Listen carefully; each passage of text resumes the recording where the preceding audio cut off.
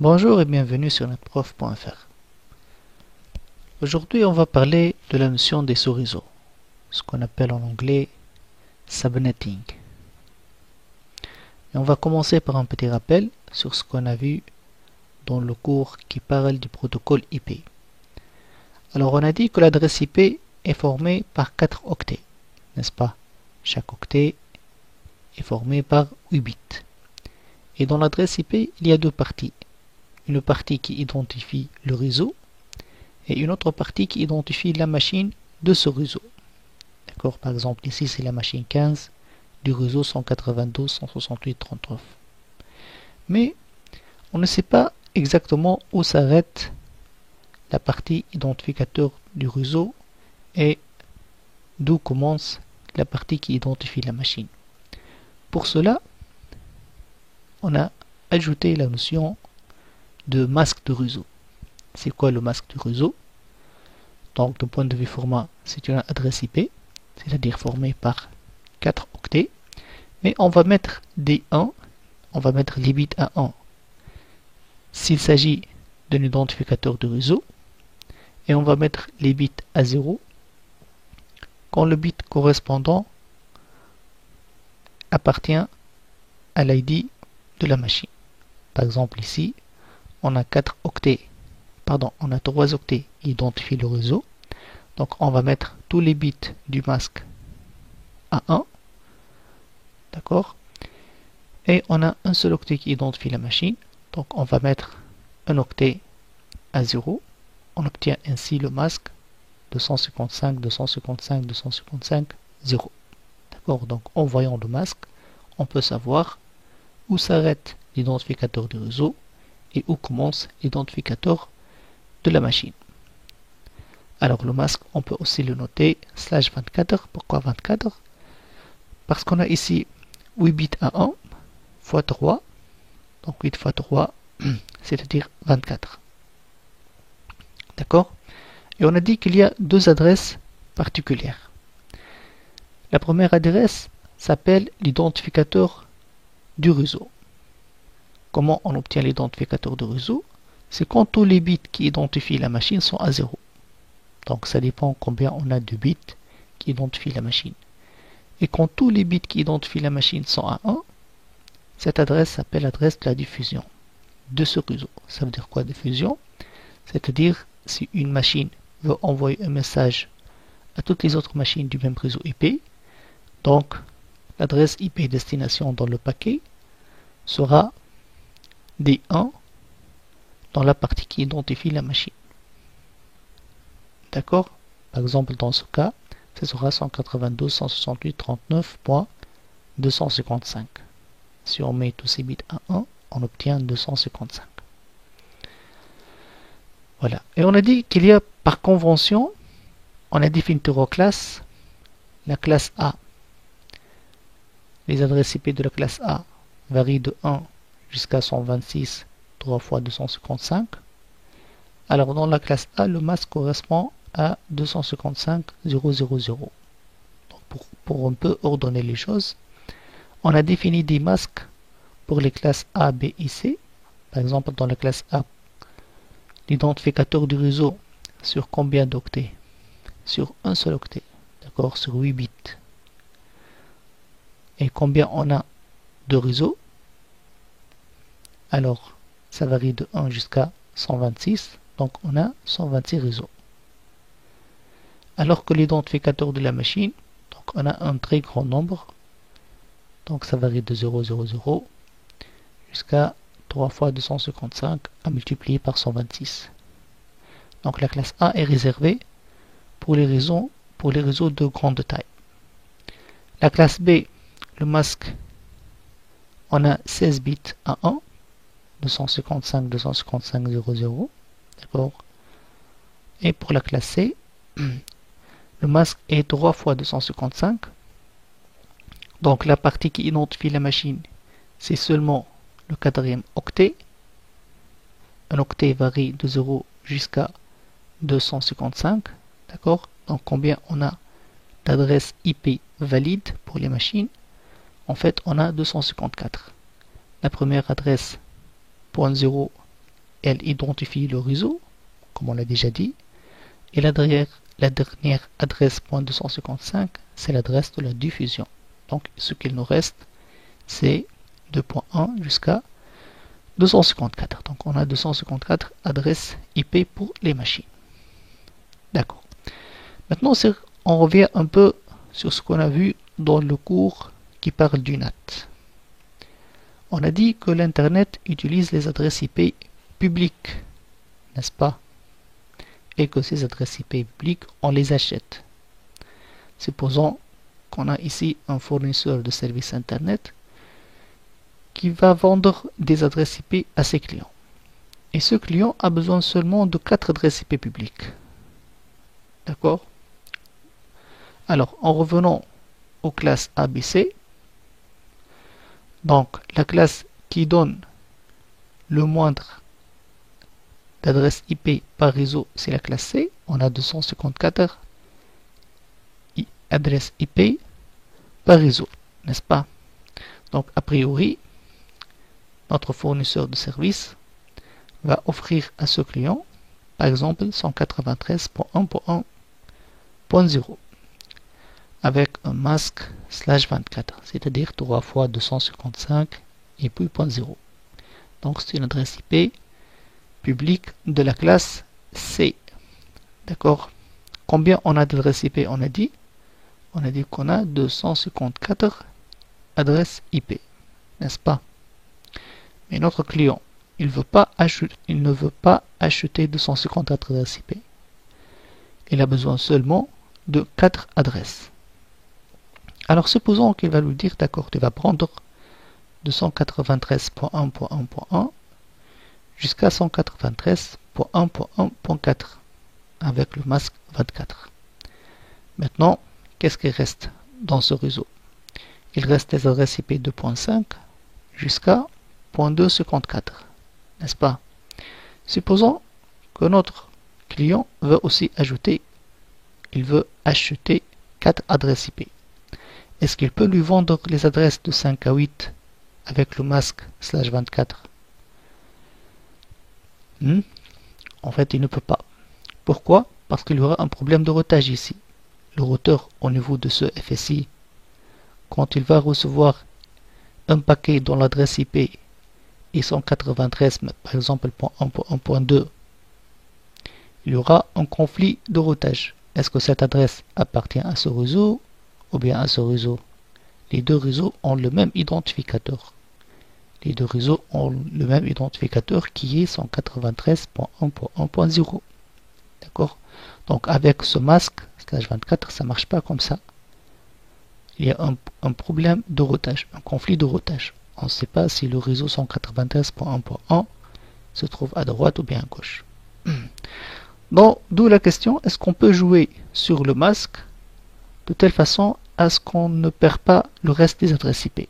Pourquoi on perd les adresses IP de 5 jusqu'à 254? On veut former des petits réseaux ayant un nombre très petit d'adresses IP publiques. Voyons comment faire ça. Alors maintenant, si on écrit 193.1.1.0 avec ce masque, on a combien de réseaux?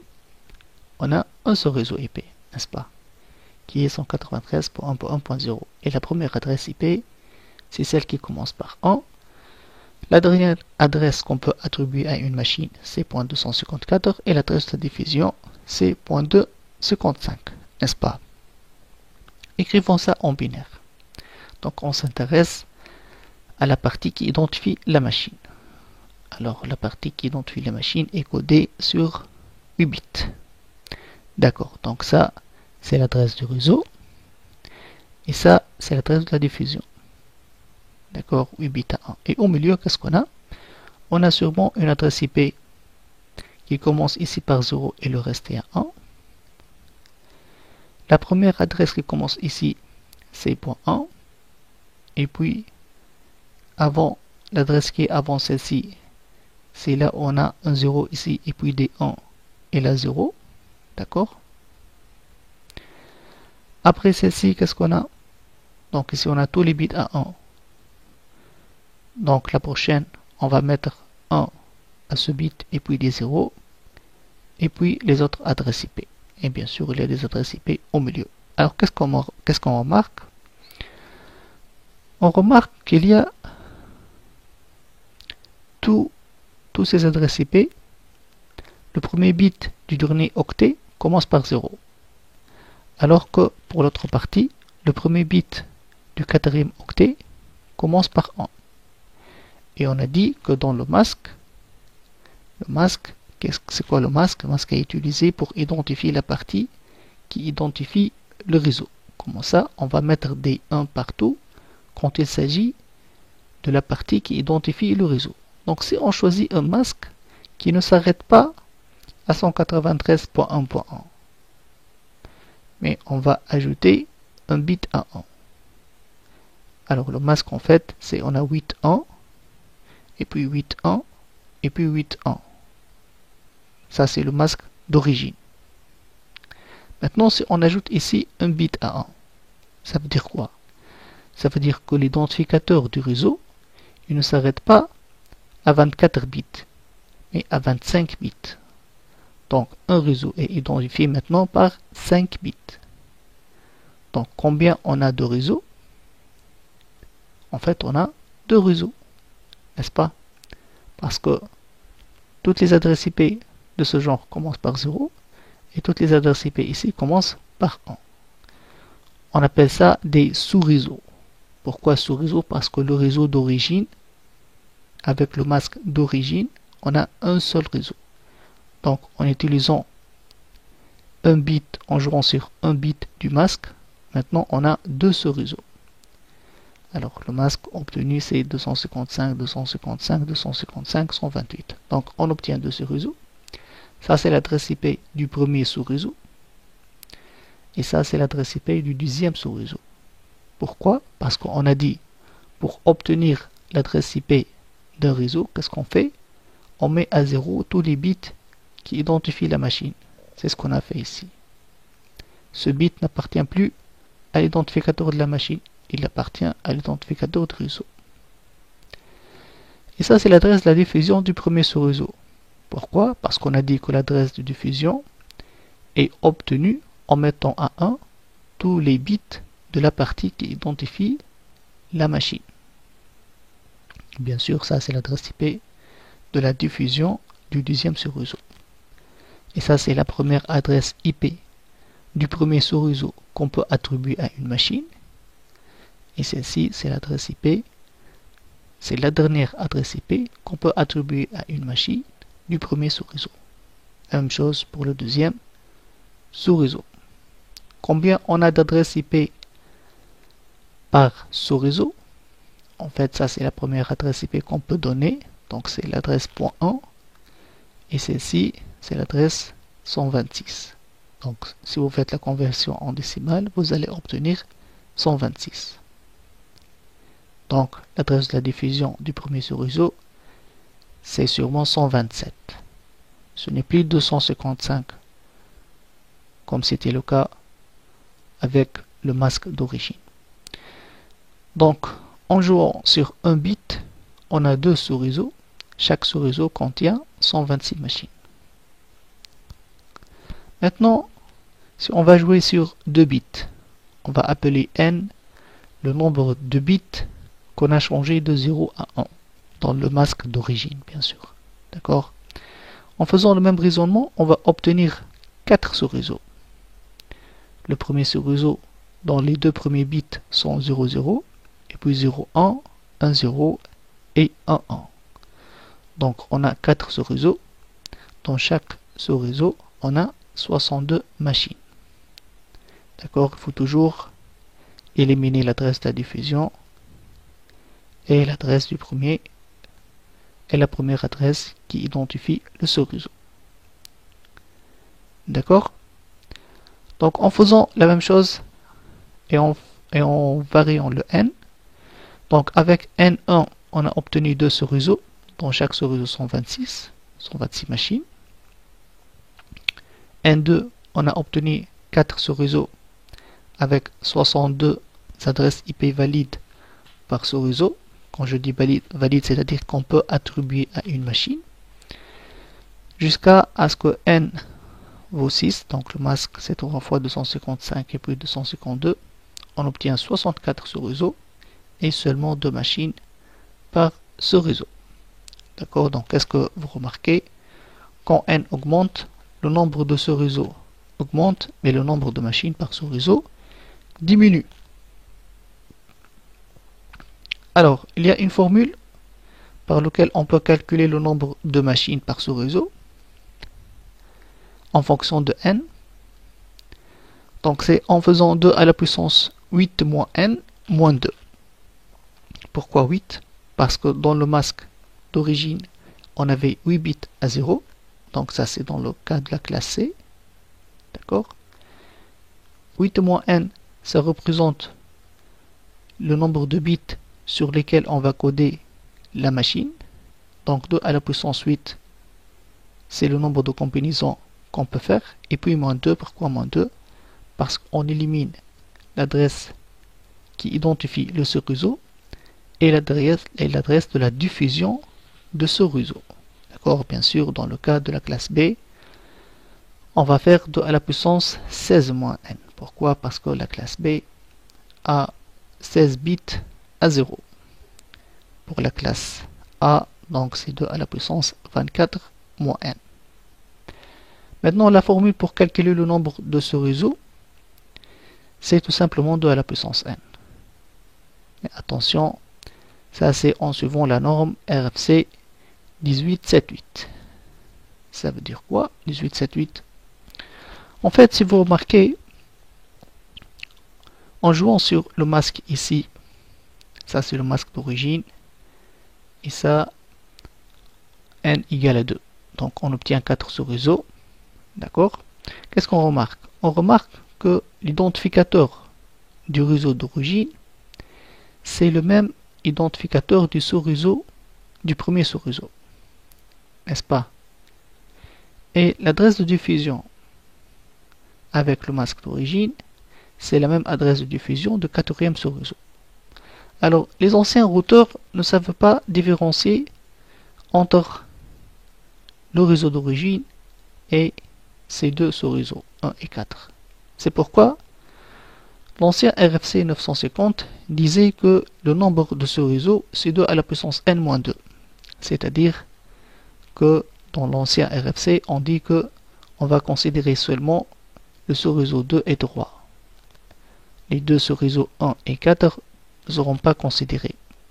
Mais maintenant, les nouveaux routeurs donc, sont plus sophistiqués et plus performants et ils savent différencier entre tous ces sous-réseaux. Donc avec la norme 1878, donc selon la RFC 1878, maintenant le nombre de ce réseau c'est 2 à la puissance n tout simplement. D'accord? Donc ça c'était juste une remarque. Pourquoi? Parce que parfois dans quelques questions, il vous dit calculer le nombre de ce réseau selon la RFC 1878 ou bien selon la RFC 950. Donc c'est juste une remarque. D'accord? Maintenant, j'ai trouvé sur internet donc ce tableau qui résume tous les cas possibles. Donc vous pouvez utiliser ce tableau pour déterminer le masque dont vous avez besoin. Par exemple ici, avec le masque 3 x 255 de 24, si on est dans la classe C, donc combien on a de ce réseau? On a 8 sous-réseaux.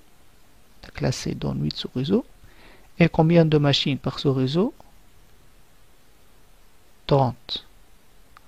D'accord? Voilà, donc c'est un réseau, c'est un tableau très utile. Pour revenir à notre question et à notre problème, on a dit que ce fournisseur de services Internet a besoin de vendre seulement 14 adresses IP. Donc, comment il va changer le masque pour satisfaire le besoin de ce client? Donc, on va revenir à ce tableau. On a besoin combien? 4 adresses IP par ce réseau. Sachant qu'on est dans la classe C, alors avec ce masque, on a seulement 2 adresses IP. Et avec ce masque, on a 6 adresses IP. Donc, apparemment, ce masque, c'est le bon. Donc il faut faire 255, 255, 248 Donc le masque c'est /29. D'accord? Et combien de ce réseau il va obtenir en jouant sur ce masque? Donc il va obtenir 32 ce réseau. C'est-à-dire que le réseau d'origine 193.1.1.0 il sera divisé sur 32 ce réseau. Donc il peut vendre ce réseau à 32 clients. Chaque client aura 6 adresses IP. D'accord? Ainsi, il ne va pas perdre le reste des adresses IP. Donc, ce client va obtenir les adresses IP 193.1.1 jusqu'à 0.6/29. D'accord? Donc, il a 6 adresses IP. L'adresse .7, c'est l'adresse de diffusion. Et l'adresse .8, c'est l'adresse du deuxième sous-réseau. C'est pourquoi, donc, s'il va vendre 6 autres adresses IP à notre client, donc ça va commencer de 9 jusqu'à 14. D'accord? Ainsi, on a résolu le problème du routage. Donc ici, il n'y a plus un conflit de routage. Ça, c'est un sous-réseau à part et ça, c'est un sous-réseau à part. D'accord? Voilà. Maintenant, une question. On vous donne une adresse IP avec son masque et on vous demande de calculer l'adresse de ce sous-réseau et l'adresse de diffusion de ce sous-réseau. Donc l'idée est simple, il suffit de faire la conversion en binaire. Ça c'est l'adresse 193.1.1 et on écrit 145 de la sorte. Ça c'est le masque. D'accord? Combien de bits? 3 bits. Donc toute cette partie identifie le réseau. Et la partie qui identifie la machine, c'est 5 bits. D'accord? Comment on obtient l'adresse IP du sous-réseau? On a dit on doit mettre tous les bits de la partie identificateur de la machine à 0. D'accord? 193.1.1, 100 et tout le reste à 0. Et l'adresse de la diffusion, on va mettre tous les bits qui identifient la machine à 1. D'accord?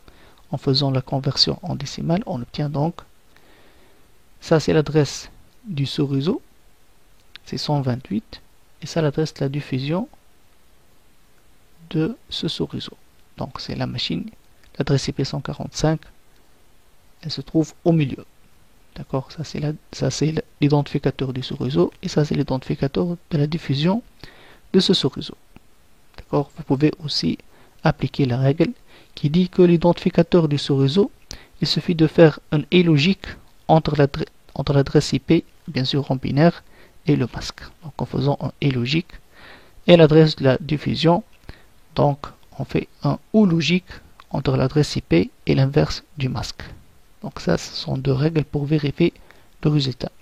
Vous pouvez donc utiliser soit cette méthode ou bien cette méthode. D'accord? Mais en réalité, dans la pratique, on ne va pas faire tous ces calculs en binaire parce que en pratique, sur Internet, vous pouvez trouver des logiciels. Par exemple, si vous allez dans boson.com Free Utilities, vous allez trouver un calculateur de subnet, de ce réseau, d'accord, ou bien même des calculateurs en ligne de ce réseau.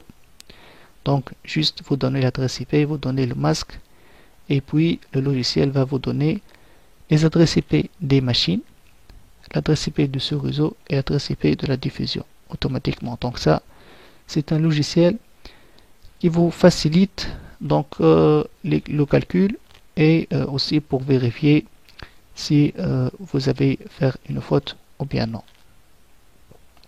Voilà, donc on arrive à la fin de cette présentation. J'espère maintenant que vous avez une bonne idée sur la notion de ce réseau, que vous savez calculer l'adresse du sous-réseau et l'adresse de la diffusion. Je vous remercie pour votre attention. Merci et au revoir.